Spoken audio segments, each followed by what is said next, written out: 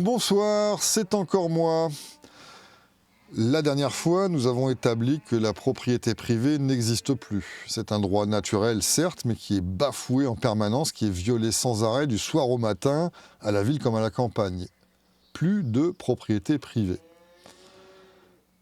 Constat amer, certes, mais néanmoins logique, voire inéluctable, considérant qu'il n'y a aucune réponse jusqu'à maintenant à la question posée lors de l'avant-dernière vidéo, celle qui parlait d'esclavage en 10 étapes, vidéo dont j'ai oublié le titre, mais je t'y réfère quand même, en tout cas à sa dernière minute, pour te remémorer cette fameuse question.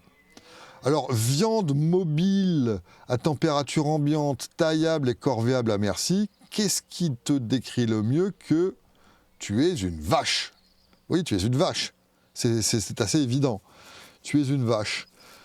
Donc, c'est pas forcément désagréable, hein, d'ailleurs. On s'occupe de toi. On te dit où manger, où faire caca, à quelle heure, avec qui, comment, est-ce qu'il n'y a pas trop de sel, est-ce que tu as mis ton gilet, on te dit si tu peux sortir, si tu dois rentrer, où te promener, où ne pas te promener. Voilà quoi, c'est quand même reposant pour l'esprit tout ça. En même temps, tu es pratique, tu permets de porter et de tirer des choses lourdes, on peut te traire. On peut t'injecter des choses pour les tester. Bref, on peut te faire plein de trucs. Donc c'est quand même assez balèze d'être une vache, quoi. Tu devrais être fier d'être une vache. Tu es une vache. Et pour illustrer ce propos, je me suis permis de rassembler de manière parfaitement improvisée 3 petites histoires, plus lamentables les unes que les autres, à commencer par celle-ci à propos des boulangers en France qui ont été verbalisés parce qu'ils avaient osé travailler le 1er mai. Et oui, c'était interdit de travailler le 1er mai, donc ils ont reçu des amendes, ces rebelles boulangers, pâtissiers aussi d'ailleurs. Donc si on résume l'histoire, qu'est-ce qui se passe? Des boulangers, en plein accord avec leurs employés, très heureux de travailler aussi ce jour-là, parce que grâce aux gadgets des jours dits fériés, ils gagnaient plus que d'habitude. Donc en parfaite harmonie les uns avec les autres, ces gens-là se sont mis à reproduire des gâteaux, à ouvrir le commerce et à les proposer à des clients ravis, dont la demande pouvait enfin être satisfaite parce qu'ils avaient un urgent besoin de gâteaux. Ce que je peux parfaitement comprendre. Je m'identifie très très bien à ces clients-là. Donc pour couronner tout ça, nous avons un petit marché de sucreries qui s'établit de façon tout à fait joyeuse. Résultat des courses, tu es puni en tant que boulanger. Bah oui, c'est normal. On t'avait dit de pas ouvrir, tu ouvres quand même, bah tu reçois une amende. L'amende en question, ça a l'air d'être 750 € par tête de pipe. Je parle pas des clients là, je parle des employés. Donc c'est quand même relativement salé, hein, comme quiche. Mais la morale de l'histoire, c'est que si tu rends service, tu es puni. Là, les boulangers ont rendu service aux clients, les clients ont rendu service aux boulangers, les employés ont rendu service à tout le monde s'est rendu service mutuellement par des échanges volontaires qui sinon n'auraient pas eu lieu. Donc le fait que ces échanges aient eu lieu prouve que les gens étaient heureux de cette activité. Et bien là, ça mérite une punition. Si tu es productif et que tu rends service, tu es puni. L'État t'interdit d'aider, de rendre service. Parce que même s'il y a eu de l'échange d'argent, c'est un service qui satisfait une demande, donc c'est généreux. L'État t'interdit d'être généreux. C'est comme l'exemple qu'on a déjà évoqué de cette villa qui avait été louée soi-disant trop peu cher, le fisc ayant foutu de fortes amendes à cet indélicat propriétaire qui avait osé vendre en deçà du marché. Donc le propriétaire en question faisait un cadeau à son locataire. C'est un acte de générosité, puisqu'il demandait moins que ce qu'il aurait pu. Ben ça, c'est interdit aussi. Donc il est interdit d'être généreux, de rendre service en France. C'est quand même fantastique. Je trouve que c'est un très bon exemple pour les jeunes générations. Ça va bien les motiver, ça aussi, hein. Donc rends service, fais-toi punir. Bah oui, c'est normal, t'es une vache qui sort de son étable. Qu'est-ce que tu fous en dehors de ton étable, bordel? On t'avait prévenu, hein. Donc tu l'as bien cherché, vache. espèce de vache. Ça, c'est parce que tu n'écoutes pas assez en tant que vache. Hein. On te l'avait dit d'écouter. Toi, on t'avait dit que la télé, la radio, les journaux subventionnés, tout ça, c'est là que s'expriment les gens sérieux, c'est là que se diffusent les bonnes idées, la vérité avec un grand V, celle du ministère. Et toi, tu l'écoutes pas. Alors déjà, tu te prends une amende si tu ouvres le jour où tu n'as pas écouté qu'il fallait pas travailler, mais en plus, tu n'écoutes pas quand il fait trop chaud, ce qui fait qu'on est obligé de demander au coiffeur de te le dire. En l'occurrence, il s'agit des coiffeurs irlandais qui ont été recrutés par le gouvernement irlandais pour parler de changement climatique à leurs clients. Non, je déconne pas, c'est pas le Gorafi ou un truc comme ça. En Irlande, le gouvernement va recruter des coiffeurs, alors je suppose qu'au début ça va être sur une base volontaire, pour les former à la conversation sur le réchauffement climatique. Bah oui, toi t'es vache en Irlande, t'es là, tu sais, t'as les poils qui continuent de pousser malgré tout, hein, donc t'es là, t'as les poils qui... Hein, et tu dis, bon bah là ça va pas, c'est trop long, faut que je me fasse tailler un peu tout ça, donc qu'est-ce que tu fais? Tu vas chez le coiffeur, et là, clac! Le coiffeur, lui, il a été formé au changement climatique et tu dis, ah, au fait, avez-vous songé au CO2? C'est horrible, non? Dans 100 ans, il fera trop chaud, on devra ouvrir la fenêtre la nuit. Ah, flûte alors. Donc là, tu vas être sensibilisé en tant que vache irlandaise au changement climatique et c'est très bien parce que tu seras enfin une vache informée et obéissante. Alors, pour l'instant, cette histoire de coiffeur, je crois que c'est sur une base volontaire, mais moi, je ne serais pas étonné que d'ici peu, ce soit obligatoire et que dans les procédures à suivre pour obtenir le permis de coiffeur, parce que je suis garanti qu'il y a un permis de coiffeur à obtenir pour être coiffeur, hein, il ne faut pas rêver, et ben, pour obtenir ce permis, il faudra que tu passes l'examen de conversation de changement climatique pour voir si tu es capable de suffisamment convaincre une vache qui vient se faire tailler les poils chez toi. Alors moi, la question que je me pose quand même, c'est que se passe-t-il avec les chauves? Comment va-t-on faire pour influencer ou informer tout au moins les chauves? Les chauves, à mon avis, ne vont pas chez le coiffeur. En tout cas, moi qui ne suis pas encore chauve, je ne sais pas, mais j'ai pas l'impression que les chauves aillent se faire couper les cheveux. Est-ce qu'on ne devrait pas plutôt recruter les dentistes? Parce que ce qui est intéressant avec le dentiste, c'est que tu ne peux pas lui répondre. Hein. Quand tu as la bouche tordue comme ça, avec 800 kilos de fer dedans et qui te perce la mâchoire, tu peux pas parler comme ça. Donc le dentiste, lui, il peut te débiter tous les trucs de Greta Akbar pendant 1 heure, et tu peux même pas lui répondre si au moins tu avais l'envie de lui répondre. Donc je trouve que les coiffeurs, c'est bien, mais on devrait plutôt embrigader les dentistes. Dernière petite histoire lamentable, je te propose d'aller faire un tour maintenant au Québec en 2020. Là, c'est un article de novembre 2020. Certains patients n'ont pu être réanimés par les ambulanciers cet été. Alors le titre est un petit peu inquiétant parce qu'on se dit, mais mince alors, que se passe-t-il? Est-ce qu'il y a eu des matériels défectueux? Est-ce que c'est une nouvelle sorte d'infarctus que ne sait pas traiter encore la médecine? Ou est-ce qu'il y a encore eu de nombreuses coupures d'Hydro-Québec comme d'habitude? C'est quand même inquiétant. Ou alors est-ce que c'est, je ne sais pas, une pénurie de budget qui fait que les ambulanciers n'ont pas pu se rendre, il n'y a plus d'essence pour aller chercher les gens? Je ne sais pas. Lisons de quoi il s'agit. Pendant 5 mois, certaines personnes en arrêt cardio-respiratoire n'ont pu être réanimées par les ambulanciers en raison d'une directive instaurée à Montréal et à Laval pour éviter une surcharge des unités de soins intensifs.